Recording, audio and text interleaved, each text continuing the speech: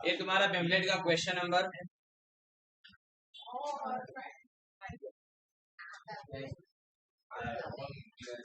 Question number 4 है। इसमें आपको पूरा कैश फ्लो स्टेटमेंट बनाना है, यानी तीन एक्टिविटीज। ये फुल प्लेस सम 15 मार्क्स का, और ये जो दो सम अभी करा रहा हूँ इसमें से एग्जाम आएगा 15 मार्क्स का। इक्विटी शेयर कैपिटल कितना लिखे तो 3 lakh 4 lakh. 8% preference share capital 1,50,000 और 1 lakh. General reserve 40,000 and 70,000। Profit and loss का बैलेंस लिखा है 78,489 और 1,08,280। 10% डिबेंचर्स 4 लाख और 6 लाख दिए। क्रेडिटर्स 55,000 83,000 दिया है। बिल्स पेबल 20,000 16,000 दिया है। आउटस्टैंडिंग वेजेस 18,000 31,500 दिया है। एंड प्रोविजन फॉर टैक्सेशन 40,000 50,000 दिया है। देन आफ्टर गुडविल दिए 1,15,000 900 and 90,000। Building 2 lakh 170। Plant 80 2 lakh दिया है। डेटर्स 160 और 2 lakh. Bills receivable 20-30।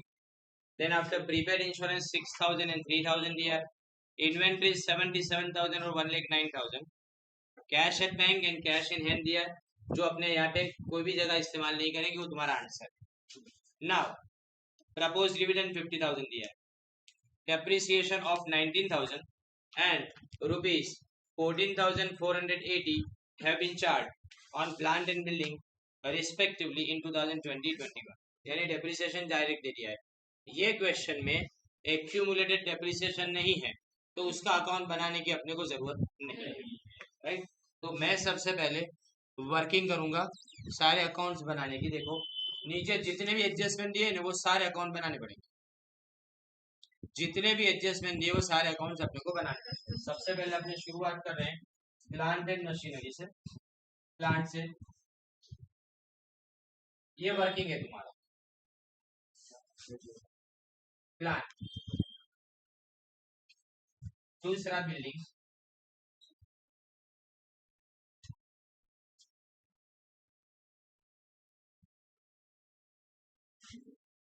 Okay. Plant और बिल्डिंग हो गया। उसके बाद क्या लिखा है देखो, प्रेफरेंस शेयर्स। मैं प्रेफरेंस शेयर का भी अकाउंट बना देता हूँ।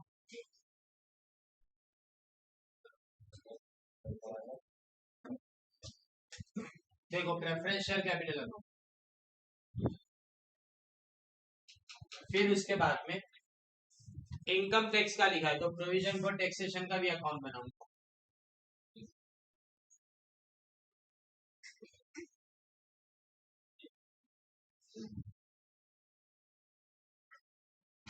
उसके बाद में डिबेंचर से लिखा, तो डिबेंचर का भी अकाउंट बनाऊंगा।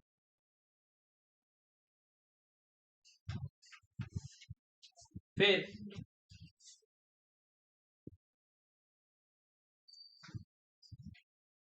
प्रेफरेंस शेयर का डिविडेंड पे किया है, वो बाद में देखेंगे।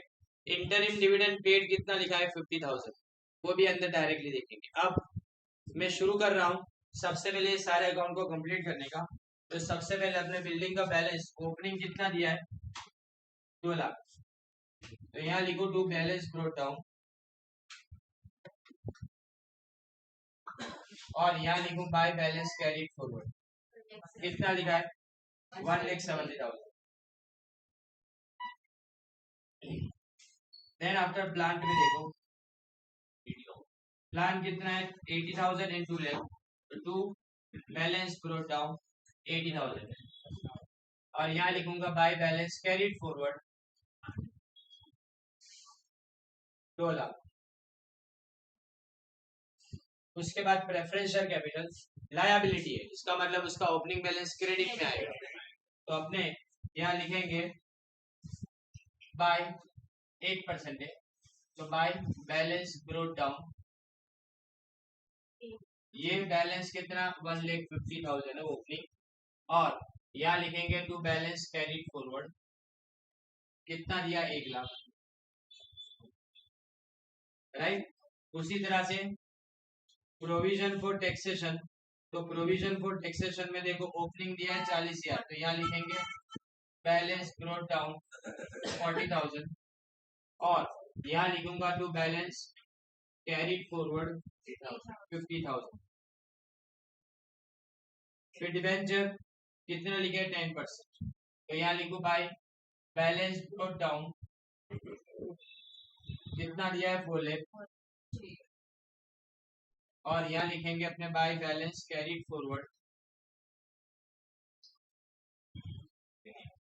6 लाख।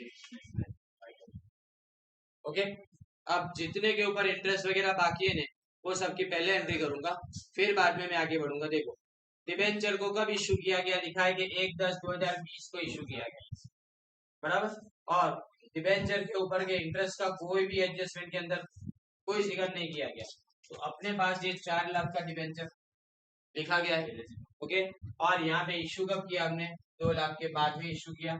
तो देखो अब इसकी मैं एंट्री कैसे करूंगा,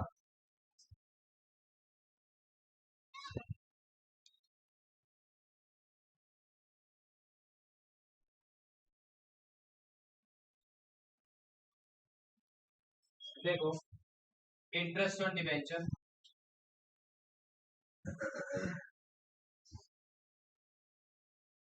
राइट। अब इंटरेस्ट ऑन डिबेंचर अपने पास कितने 4 लाख के ओपनिंग बैलेंस था, हाँ। ये 4 लाख के ऊपर पूरे साल का अपने इंटरेस्ट गिनेंगे, पूरे साल का, यानी 4 लाख के ऊपर इंटू 10% करूँ तो 40,000 आएगा। पर तुमने इश्यू कितने के किए, 2 लाख के डिबेंचर, यहाँ पे 2 लाख के डिबेंचर तुमने इशू किए, पैसे आए अपने पास, तो 2 लाख के डिबेंचर इशू किए, तो न्यू डिबेंचर्स के ऊपर कितना इंटरेस्ट जाएगा, 2 लाख के ऊपर 10%, लेकिन 6 महीने के, तो कितना आएगा 10,000। तो मतलब टोटल कितना हो गया 50,000, बराबर है। टोटल इंटरेस्ट कितना हो गया 50,000, रिमेम्बर। उसके बाद अपने डिविडेंड देके प्रेफरेंस शेयर्स को, प्रेफरेंस शेयर के ऊपर का डिविडेंड अपने पे किया है, ऐसा लिखा, तो यहाँ लिखू डिविडेंड ऑन प्रेफरेंस शेयर,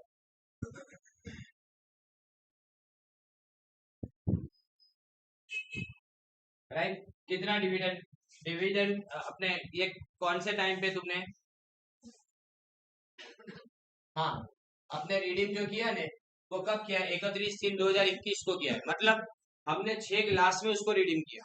इसका मतलब अगर डिविडेंड मिलेगा तो पूरे साल का मिलेगा अपने को, तो हमने जब रिडीम किया तो उसका मतलब ये हुआ कि मैं यहाँ लिखूंगा टू बैंक अकाउंट, कितना 50,000, राइट। ये लिखेंगे अपने रिडीम, तो इसका मतलब कि रिडीम लास्ट में किया तो मुझे जब 8% डिविडेंड डिक्लेयर करना है, तो 8% डिविडेंड में कैसे डिक्लेयर करूंगा, 1.5 लाख के ऊपर 8%, मतलब कितना हो गया तुम्हारा 12,000। ये 12,000 तुम्हारा डिविडेंड प्रपोज भी किया गया और डिक्लेयर भी किया गया, दो चीजें साथ में। उसके बाद नेक्स्ट देखो इंटरिम डिविडेंड कितना पे किया गया, इंटरिम डिविडेंड 50,000 पे किया गया, और ऊपर लिखा है प्रपोज डिविडेंड 50,000, कितना लिखा है प्रपोज डिविडेंड 50,000 लिखा गया है, राइट। तो हम इसको किस तरह से स्टार्ट करेंगे, बराबर ध्यान से देखना। मैं सबसे पहले cash flow from operating activities,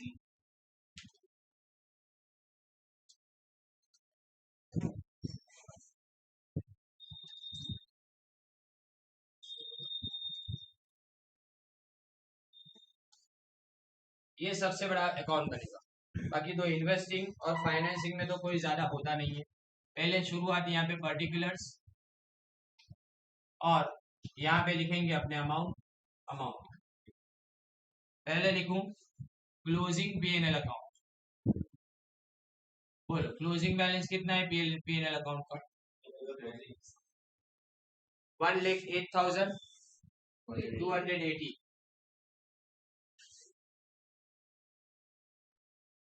okay. और इसमें से लेस करूंगा मैं ओपनिंग बैलेंस, कितना है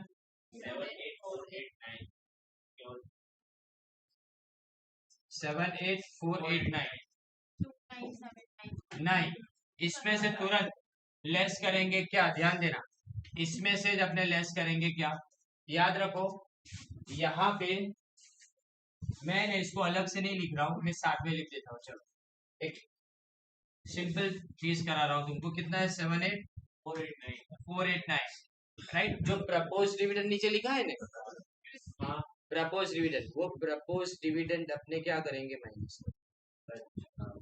इसमें से प्रपोज डिविडेंड डायरेक्ट यहाँ से माइनस करेंगे। अब सवाल, नीचे क्यों नहीं लिखते अपने? इंटरमीडिएट नीचे लिखेंगे, ये वाला नीचे लिखेंगे। इसके पीछे का कारण कि जब भी तुम प्रॉफिट लिखते हो ने, तो प्रॉफिट में से प्रपोज डिविडेंड माइनस करने के बाद तुम उसको बैलेंस शीट में कैरी फॉरवर्ड करते हो। तो इसका मतलब कि जब भी हमने पिछले साल का डिविडेंड डिक्लेयर किया था, तो जो ओपनिंग बैलेंस था उसके अंदर से 50,000 का जो डिविडेंड हमने डिक्लेयर किया उसको माइनस करके किया होगा, राइट। तो हमने यहाँ पे सबसे पहले क्या करना है? इसको डिविडेंड को जो हम पे करेंगे उसको माइनस करेंगे। तो ये आएगा कितना? 28,489। अब इन दोनों को माइनस करो, आंसर कितना आता है? ये प्रॉफिट ऑफ द ईयर कितना? अब ऐड करें। ऐड में क्या लिखे? जितनी भी चीजें हैं वो वन बाय वन अपने लिखते जाएंगे। तो देखो सबसे पहले ऊपर नीचे हो जाता है। हाँ चलो, सबसे पहले जर्नलिज्म लिखे। Transfer to journalism.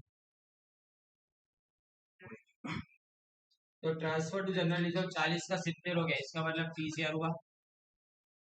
फिर उसके बाद में वन बाय वन जो भी हमने यहाँ पे एडजस्टमेंट में लिखे ने, तो ये तुम्हारा पहले तो इंटरेस्ट और डिबेंचर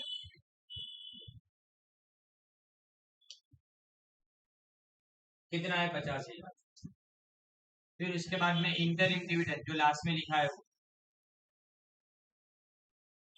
इंटरिम डिविडेंड कितना है? 50,000 बराबर, लास्ट में लिखा है देखो क्वेश्चन में, राइट। उसके बाद में यहाँ पे 8% डिविडेंड लिखा, तो 8%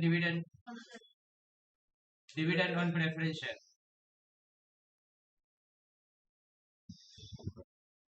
कितना है? 12,000 दिया है, राइट। उसके बाद में प्रोविजन फॉर टैक्सेशन। अब ये अपने को ढूंढना है, सुनो कैसे। प्रोविजन में क्या लिखा है देखो, 35,000 हमने पे किया, ऐसा लिखा है, देखा। तो अगर पेमेंट हो तो सुबह में मैंने समझाया था, यहाँ पे लिखेंगे बैंक अकाउंट, ये पेड लिखेंगे अपने टैक्स। ये कितना पे किया हमने? 35,000। अब 35,000 और 50,000 का टोटल करूँ तो यहाँ 85,000। तो इसका मतलब अगर 85,000 को 40 में से माइनस करूंगा, बचा कितना? 45। यहाँ लिखेंगे बाय पीएनएल अकाउंट, यहाँ क्या लिखूंगा? Current years provision. अपने को ये प्लस करना और ये वाला माइनस करेंगे। क्या लिखूं? Provision for taxation. कितना आया? 45, राइट।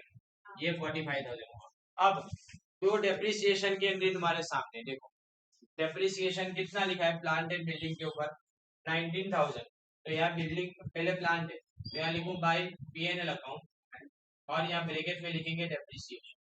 कितना है यहाँ पे? 19,000। और यहाँ पे भी बाय पीएनएल अकाउंट, ये भी डेप्रिसिएशन। ये कितना है? 14,480। अब इन दोनों को मैं यहाँ लिखूंगा, ध्यान देना। डेप्रिसिएशन ऑन पहले लिखूंगे अपने, कितना आया? 19,000। और यहाँ पे डेप्रिसिएशन ऑन बिल्डिंग वो कितना है? 14,480। ओके। अब इसके बाद देखो कोई भी ऐसा एडजस्टमेंट नीचे बाकी नहीं है कि जो यहाँ पे लिखने का बाकी रह गया हो। तो इसके बाद अपने आगे जो current asset and current liability है उसका वर्किंग करना शुरू करेंगे। देखिए एक और चीज रह जाती है, एक मिनट। देखो गुडविल है, गुडविल कितनी है? 1,15,000। और इसके बाद में कितना? हाँ तो उसको माइनस करें गुडविल 19 नहीं हो जाए।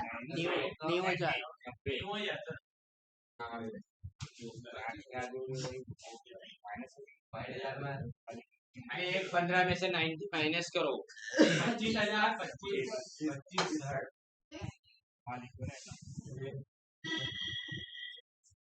ये गुडविल रिटर्न ऑफ लिखेंगे 25,000। This one was last, right. अब इन सबको अपने क्या करें?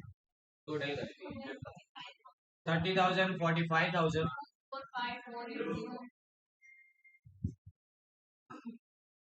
तो ये क्या आया देखो कैश फ्लो बिफोर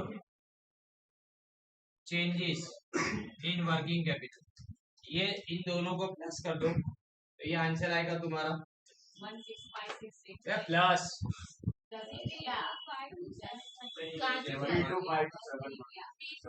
7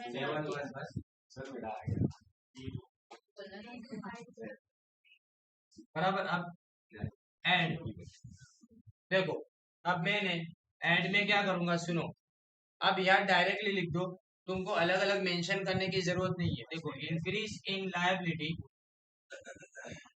और डिक्रीज इन असेट डायरेक्ट लिख देना, बड़े सवाल है इसमें डायरेक्टली लिख देना बराबर। और लेस में क्या करूंगा मैं, डिक्रीज इन लायबिलिटी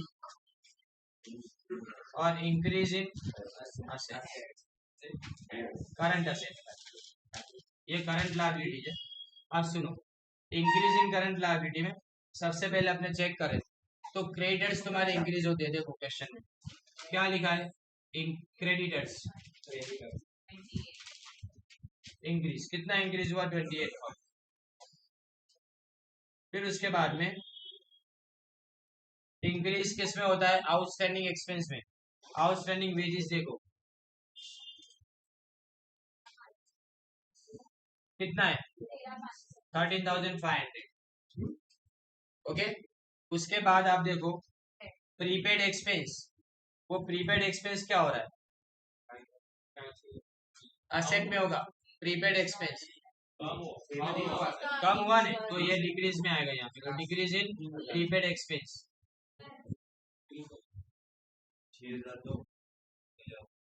ये कितना आया 3,000 बराबर। इसके अलावा कोई भी इंक्रीज इन करंट लायबिलिटी और डिक्रीज इन करंट असेट में नहीं है।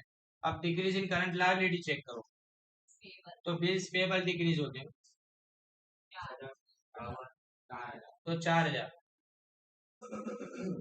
फिर उसके बाद में डेटर्स तुम्हारे इंक्रीज होते हैं, देखो कितना लिखे 40 है। फिर उसके बाद में बिल्स रिसीवेबल भी तुम्हारे इंक्रीज हो जाते हैं।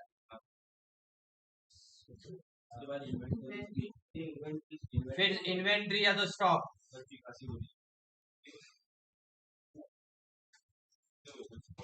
32,000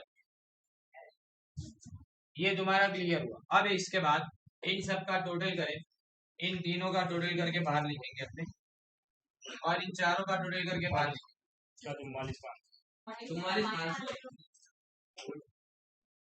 और ये 86,000 ये माइनस किया जाएगा और ये प्लस करेंगे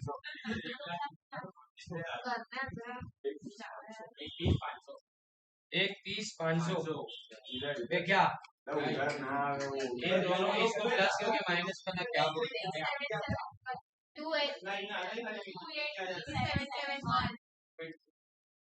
अब देखो इतना लिखा तुमने और लास्ट में क्या करते हैं अपने, ये सब करने के बाद टैक्स पेड जो है वो माइनस करते हैं तो लेस टैक्स पेड, प्रोविजन नहीं टैक्स पेड, पेड यानी कौन सा ये वाला 35,000 इसको अपने माइनस कर देंगे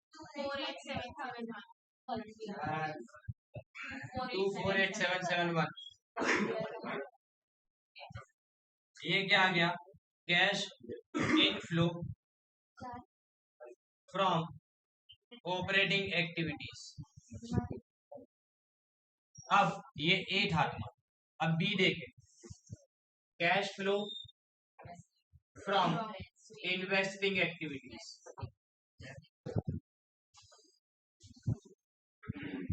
तो ये इन्वेस्टिंग एक्टिविटीज में देखो पहले इनफ्लो लिखेंगे।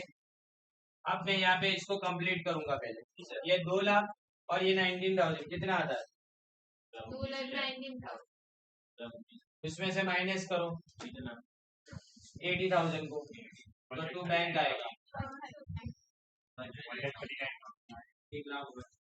139 यहाँ पे ये 2 लाख है, यहाँ पे आएगा इसमें से दोनों माइनस करें,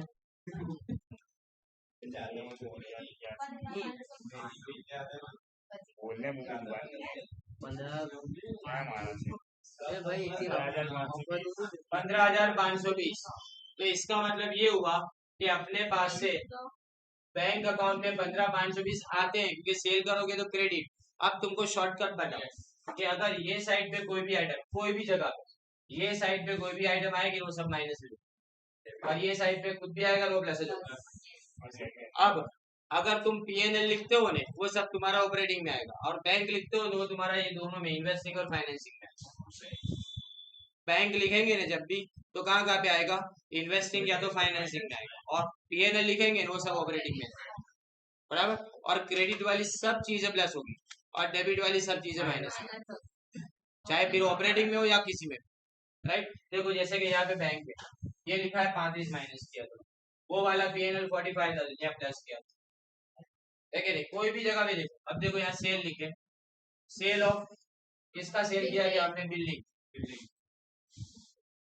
15,520, और यहाँ परचेज ऑफ प्लान वो कितना है, परचेज ऑफ प्लान 139।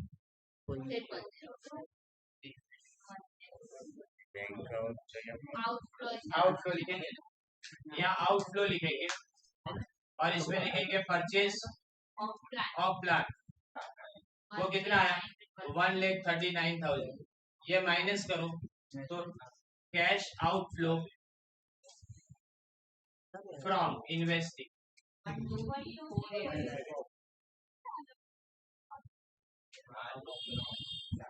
माइनस में। अब C cash flow from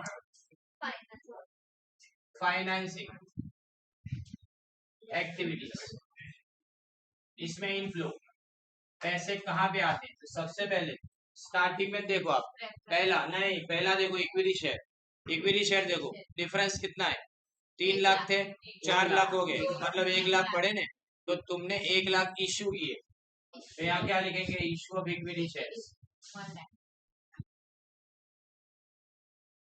1 lakh. उसके सिवा तुम यहाँ पे देखो बैंक में क्या जा रहा है, ये तो क्लियर हो गया, ये भी तुम्हारा सब क्लियर हो गया। इसके बाद में यहाँ देखो ये डेबिट है, डेबिट यानी आउटफ्लो हुआ, आउटफ्लो। यहाँ क्या लिखूंगा, रिडेम्पशन ऑफ प्रेफरेंस शेयर, कितने पैसे गए उसमें 50,000, राइट। देखो टैक्स वाली एंट्री हो गई, ये पैसे आते 2 लाख के, तुमने डिबेंचर इशू किए, 10% डिबेंचर इशू, कितना आया 2 लाख। अब तुमने जितना भी डिविडेंड पे किया, जितनी भी तरह का डिविडेंड पे किया, जितना भी इंटरेस्ट पे किया, सब आउटफ्लो में जाए। तो पहले इंटरेस्ट पेड, इंटरेस्ट पेड कितना है 50,000, फिर इंटरिम डिविडेंड 50,000, फिर प्रेफरेंस डिविडेंड पेड 12,000, और फिर दूसरा भी एक डिविडेंड बाकी है, वो प्रपोज डिविडेंड है ना, वो dividend final dividend paid, final dividend paid वो भी 50,000 है। देखो जिन जिन चीजों को यहाँ पे डिविडेंड और इंटरेस्ट के नाम पे तुमने यहाँ लिखा है ना, वो सब वहां पे जाएगा। देखो इंटरेस्ट में ये आया, इंटरिम डिविडेंड में आया, इसमें ये आया, और इसके बाद में दूसरा, हाँ ये 50,000 ये यहाँ पे, तो चारों चार की एंट्री यहाँ पे, जो यहाँ पे लिखा वो सब यहाँ पे आएगा। फाइनल डिविडेंड कितना पे किया हमने 50 का। अभी इन सब का टोटल करें, नहीं अभी 1 मिनट, क्वेश्चन चेक करो।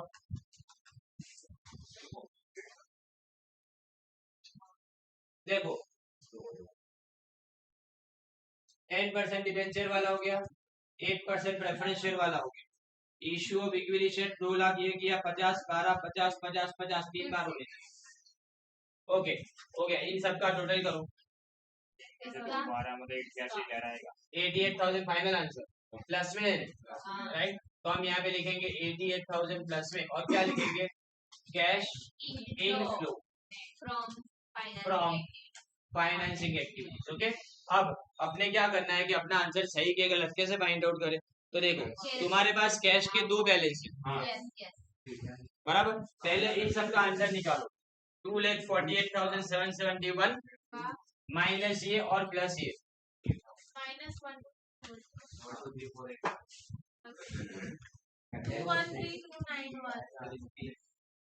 टोटल कैश फ्लो कितना है 213 राइट। अब difference between closing and opening balance of cash and bank, cash and bank दोनों का प्लस करें। कौन सा प्लस करेंगे? ओपनिंग वाला प्लस करेंगे दोनों का, और क्लोजिंग वाले दोनों को माइनस करो। कितना आता है? सेम, एग्जैक्टली सेम आंसर आता है। तो इसका मतलब तुम्हारा आंसर सही है। अगर यहाँ पे कोई भी चीज गलत हुई नहीं तो तुम्हारा आंसर ये मैच नहीं करेगा। अब यहाँ तो तुमने देख लिया कि चलो इस तरह से अपने सम करते, पर मैं तुमको अब ये टेक्निक समझाता हूँ कि हर एंट्री को टिक करते जाने का। जब भी तुम्हारे हाथ में सम आए ना तो अब क्वेश्चन रीड करते जाओ। मैं तुमको बोलते जा रहा हूँ कि कौन सी चीज कहाँ पे आएगी वो कैसे पता चले। तो देखो सबसे पहले इक्विटी शेयर, मैंने तुमको क्या बोला था कि अगर तुम्हारे पास कैपिटल और लोन हो ने तो कैपिटल और लोन फाइनेंसिंग में जाएगा। असेट अगर कोई भी हो तो असेट कहाँ पे जाएगा?